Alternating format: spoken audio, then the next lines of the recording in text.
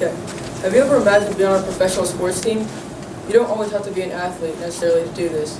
There are multiple jobs in this area, a sports marketing manager being one of them. A sports marketing manager is someone who manages the market of a business, or in my case, a sports team. A marketing manager is someone who is in charge of the ads, the commercials, billboards, and anything that ads that go through there.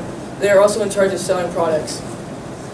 A sports marketing manager can sell several products or just one product, depending on how long they've been there or their experience that they've been there for. A marketing manager needs to have high energy and an outgoing personality.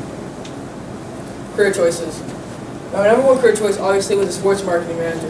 The reason I chose this job is because I have played sports all my life and I really enjoy them. And I think that if I work with sports, I can love doing this every day of my life. My next one is a sports agent. The reason I chose sports agent is because I think it'd be really cool to work one-on-one with a major athlete. The next one is a doctor. The reason I chose doctor is because they get paid quite a bit and they also are interacting with people all day long. Opportunity cost. My first opportunity cost would be that I would have to give up working with a major athlete to work in this to work as a sports marketing manager, which gets paid more, and also it's not as risky as a job because a sports agent gets paid depending on how much the athlete gets paid. My next one is I'd have to give up the salary of a doctor to work in the sports field. The reason I would like working in the sports field, like I said earlier, is because it's something I could love doing every day of my life. My next one is I gave up helping people to again work in the sports field. Positive incentives. My first positive incentive is that I get to have a job that I'm passionate about and can love doing every day of my life and not get tired of doing. My next one is I can get my friends and family into the games for free. This would be helpful because sometimes it's hard to spend time with my friends and family because there's so much work to do. And my last one is I get to live in a big city.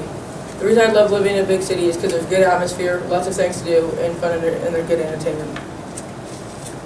Negative incentives. My negative incentive would be that I'd have to work a lot, and I'd have to work on holidays, sometimes holidays, on the weekends, and throughout the weekday. My next one is I'd have to live a long ways away from my family because my family would live in Kansas and I live in Texas. This means I'd only see them occasionally and on holidays and rarely on normal days. Also, big city traffic. Although I would love living in a big city, there comes some downfalls to that, traffic being one of them. The reason that traffic would be bad is because I already live 25 minutes away from my job, and then this would just add to the time getting there, so I'd have to make sure I left early for my job. As you can see right here on my annual budget, I get paid $93,000 a year, and so that means I get paid $7,750 a month. This is pretty good pay for someone that just got out of college. Some highlights of my rationale are that I'm sharing. I live in a 4-bedroom house with 3 people, so that means I get to split the cost, and it's not as much. Also, I get to split the cost of utilities with 3 people, so it's not as much as well. I also have low car payment. This is because I'm getting my dad's old work car, and also there's no auto tax in Texas. And taxes, the reason that this is a highlight is because my estimate of taxes and my parent estimate of taxes and my actual estimate of taxes, or my actual budget of taxes, were all pretty close in line. Okay, for my pie graph, as you can see right here, discretionary almost takes up half of my pie graph. I wasn't too surprised to see this because I put a lot into my savings, and I also put quite a bit into charity too. On my taxes, I spent 27% on that. I wasn't surprised to see that my taxes were a lot because everyone's always complaining on how much taxes are. My next one is school loans. I wasn't really for sure how much college was until I actually looked it up on the Kansas State website. This really opened my eyes to how much college actually is. My next one is housing. The reason my housing is lower than normal is because I'm sharing a bedroom with 3 people, so the cost is lower. My next one is transportation. The reason my transportation is lower, like I said earlier, is because I'm getting my dad's old work car, and also there's no auto tax in Texas.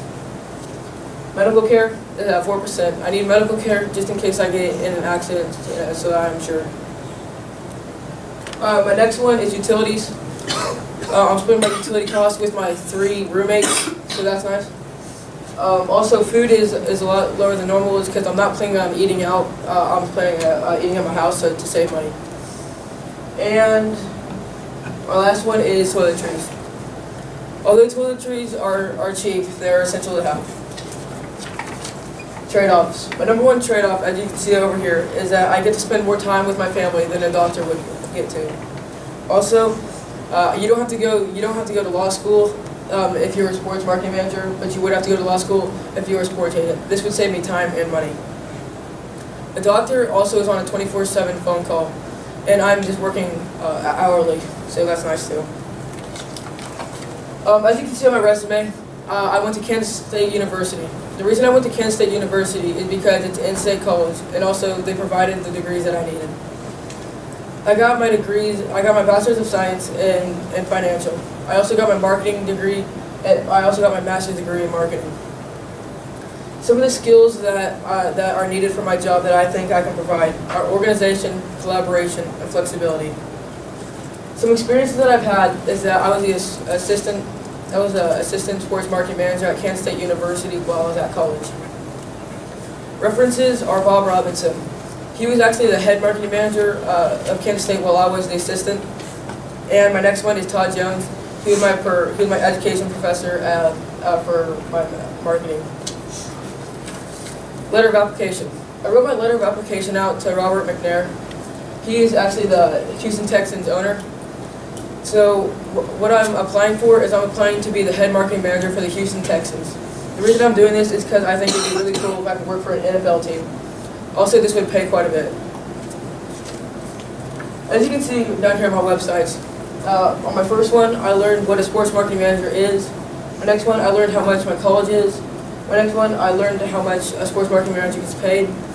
My next one, I learned the hours and what a sports marketing manager does. And last one, I also learned, again, what a sports marketing manager does. My two articles, as you can see here, taught me how much a sports marketing manager gets paid and what they do. In conclusion, I hope that you learn more about what a sports marketing manager is and does, and maybe a little bit about me too. Any questions?